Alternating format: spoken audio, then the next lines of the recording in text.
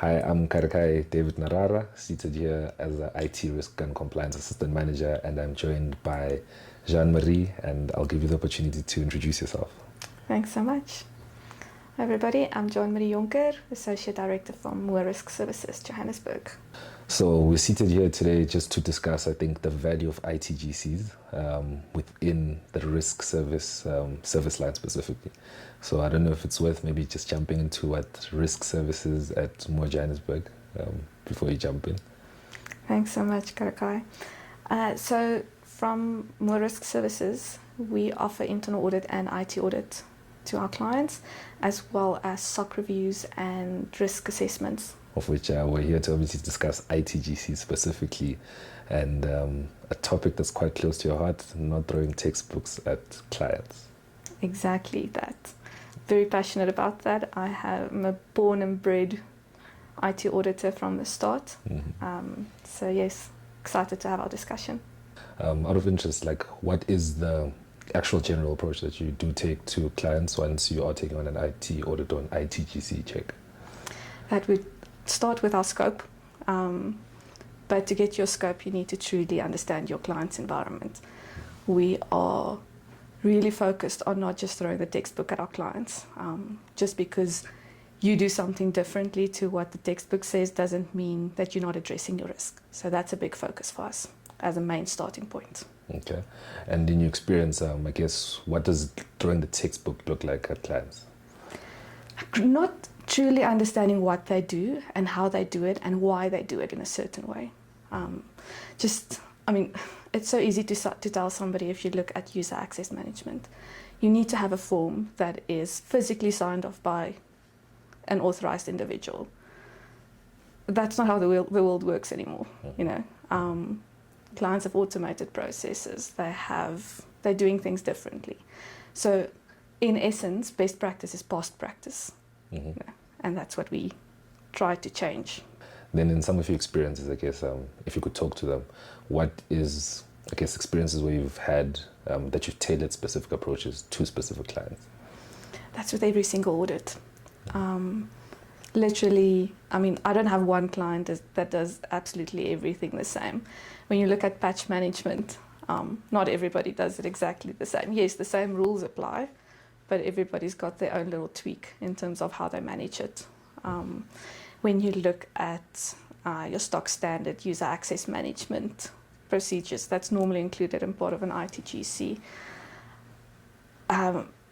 Everybody has got their own little way. I've got one client where it's a ticket that's logged and somebody just responds on a Slack chat that says, yes, I'm happy with this access, or give this person this access. You don't. Some other clients have an actual form that you have to go and complete. Password policies, that's an interesting one for me these days, because I feel like the rules are constantly changing. Now you need to, okay, it's now been a while that you're not supposed to change your password anymore, but if other controls are a little bit more weak, then it might still be valid for you to have to go and change your password or force your users to change their passwords more often. Again, taking into consideration what is going on in the client's environment. Okay. Then, out of interest, I think following up on that, in terms of like clients, right? When you do approach them, how do you assist them on the journey to compliance? Maybe from an internal audit perspective, specifically around ITGCs. So, obviously, low-lying fruit's the easiest thing. Need to sort out those controls before you can delve a little bit deeper.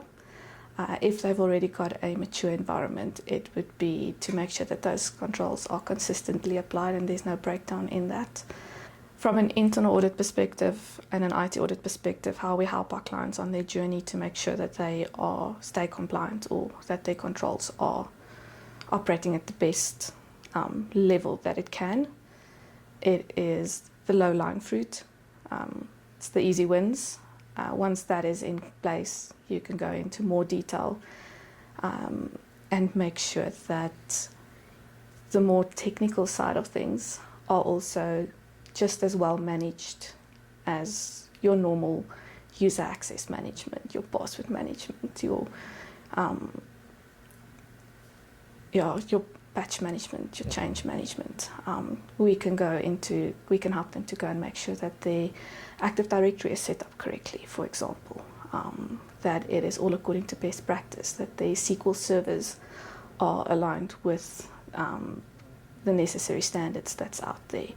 I found personally in my career that when you go to that level, there's sometimes a lot of small, small is maybe not the right word, but it's controls that nobody ever thought of unless they have done it before, that you have to go and change. You can't just stick with the default that's originally there. So it is from the top to the bottom, all the way, making sure that the environment is secure as possible. Won't take out one big bite, because that doesn't make sense. You will sit at your client for an entire year if you go into all of that detail. But it's about where's the risk. Focus on that, understand the environment, and apply logic and give them practical recommendations in terms of going forward and what would work for them, and not just what's supposed to work for everybody. Yeah, well, that makes sense. So essentially, not one shoe size fits all. Exactly. Okay. Exactly. Then I guess within your experience, when you look at some of the control areas, of course, maybe without getting too technical for the audience, where do you find that the most risk sits, maybe in your personal experience? If you ask me, from my personal experience, I've got to be in my bonnet about patch management. I feel that there's a lot of times that's just, people just say that, it's not that important. I've got antivirus, I've got a firewall. So yeah, I've got a thing in me on that. And my other thing that I love to audit, because I feel like it adds a lot of value to our clients, is backups and disaster recovery. I'm really passionate about that. So yeah, give me a DR to do, observe, I'll be there, I'll be smiling all the way. Yeah, making sure that you can actually recover, because people don't test it. Companies don't test their DRs. I think because of backups being okay, or we being told backups are okay, we don't have to go and do a disaster recovery test. And there's a big difference between what's a backup restore test and what's a disaster recovery test. And I think, not everybody understands that. Okay. Then within that, I guess, talking about patch management, I guess what would be some good controls then, I guess, on the inverse of what we just spoke about? To actually do your patches, install them regularly, religiously. Have that set up to be done automatically, to download automatically. Obviously, you don't want your servers to restart in the middle of the day and install a critical patch there that might be flawed. So test that before you take it to your production environment. So the key things, just make sure that you're up to date and that you test them before you roll them out to production. On your user laptops, please don't let your users be able to override it and skip the patch. We'll do it later. That makes sense. When we're talking about, I guess, backups, right, specifically, you said, or patch management rather, you obviously mentioned that setting that up automatically, monitoring that, ensuring that it actually is being installed, and we obviously spoke about testing that in production. So I guess for maybe the smaller clients, if we could speak to maybe smaller sized entities who maybe aren't able necessarily to have automated mechanisms in place, what would, I guess, be some other alternatives that you would suggest? Number one, ideally, I would like it to be managed centrally. Okay. But it's not always possible. So if you're looking at it from a user computer perspective, make sure that those policies on the actual computer are set up to download and install the patches automatically as soon as they are released. And then just have some checks in place to go and make sure that it, do random checks at least to make sure that it is installing as expected and that something didn't go wrong in between.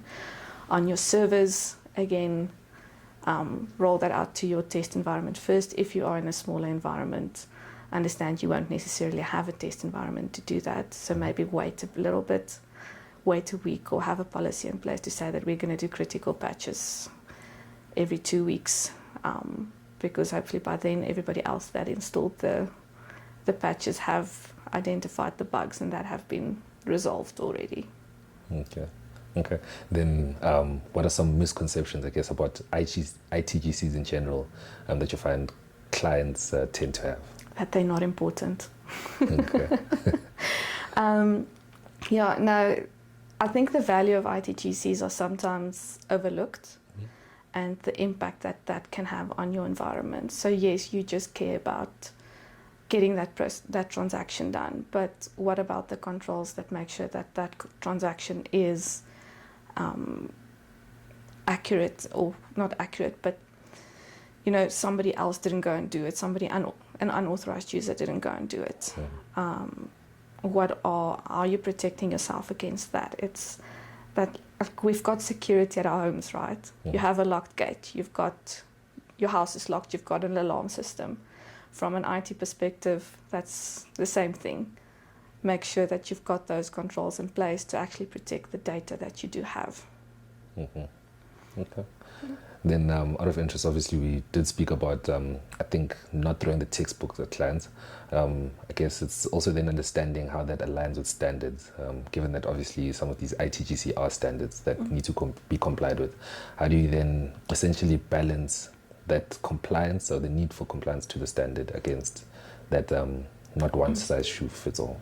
So when I say don't throw the textbook at the clients, I'm not saying that throw away the standards, right? Because some standards your standards are generally general, right? So you need to secure your environment, or you need to have an incident management process in place.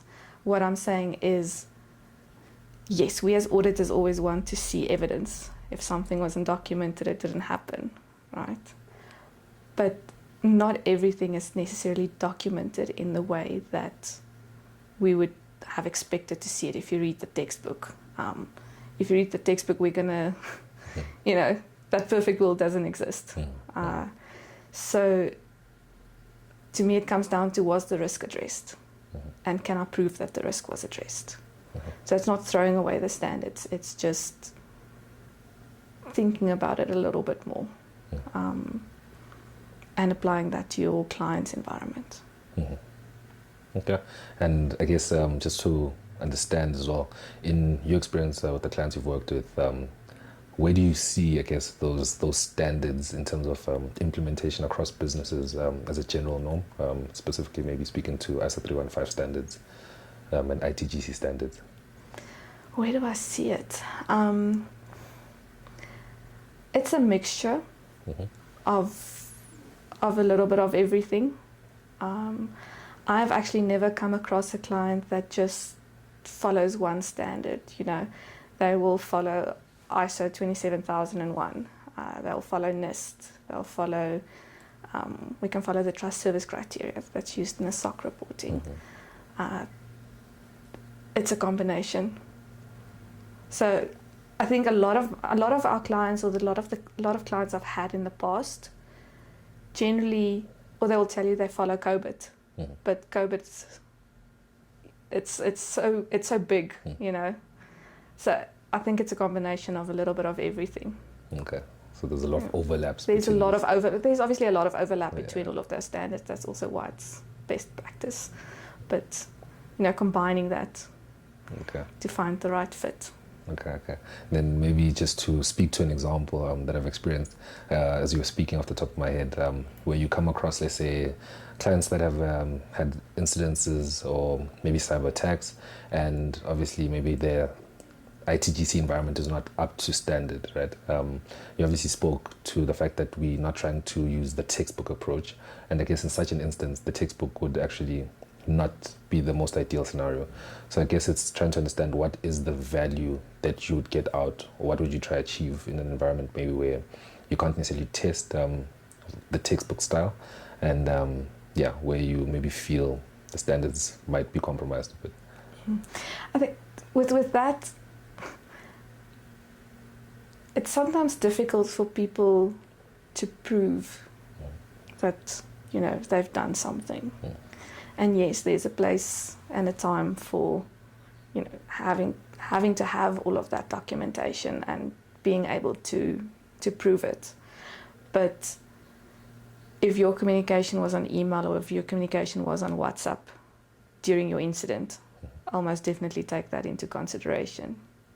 I'm not necessarily going to expect to see a form with an entire report written on what happened. Yes, maybe towards the end so that we can learn from it. And it would be good so that you actually know what happened and how it happened and how we resolved it and to prevent it from happening again. But it's just that there won't always be an IT ticket that was logged because incidents happen. It's something that you need to resolve right now. So I'm going to pick up a phone, I'm going to send a WhatsApp, I'm going to create a WhatsApp group to communicate. Same as with disasters. If, your disaster recovery, making sure, take that into consideration. It's sometimes difficult, but don't just say that it's not there, so you don't have any controls. Okay, so have some sort of controls in place. Always have controls in place. Always have controls in place. So what I'm saying is take the client's environment into consideration. A big corporate is going to be very different to a small family-owned run business. Maturity will differ. Everybody's most probably got controls. It's just how do you prove that they have it? How do they prove to you that they have it? Because they have to come prove it to me. But just think about it before. It's so easy to just raise a finding and say, you don't have this, right? I mean, surely you must have had that as well in your career. And I'm just saying that don't throw it away. Don't just raise that finding for the sake of raising the finding. Think about what's the actual risk and make sure that we're addressing that. That makes sense. Then I guess it's also asking for clients who are interested in, let's say, starting that ITGC maturity journey. What would be, from the top of your head, I guess, the first starting point, maybe for the smaller sized businesses, medium sized, or even larger sized that just haven't started that journey? In terms of the essential controls that I think they would need to have in place is your basic access rights. Make sure that there's a process in place that not just everybody doesn't need access to each and every file you have, right? Number one, multi-factor authentication with strong passwords and educate your users in terms of don't click on links, do training, test them, follow up on it. Then as well, patch management, make sure your patches are up to date since you know that I've got a thing about that. And within your general IT environment, I mean, you'll have your firewall, you have your antivirus, make sure somebody's actually looking at that. And it's not just there, That's the thing. Yeah. Okay. And I guess it's worth asking if you have any other key takeaways in terms of discussing ITGCs and ITGC standards from your perspective. What would you say? No, I think it's probably like echoing what you said, right? That it's essentially a risk assessment. Focus on risk. Sits. Yeah. Okay. Same conclusion. So the key takeaway for me is consider your client's environment. What is the true risk that we're trying to address? Don't throw the textbook at them. And just be practical in your recommendations. Not everybody can go and afford all the latest, greatest software that is available. And how do we help them to make sure that they are meeting the compliance requirements, that they're addressing their risks within. It's always a balance between cost and benefit. And that's the key thing for me. That's the key thing.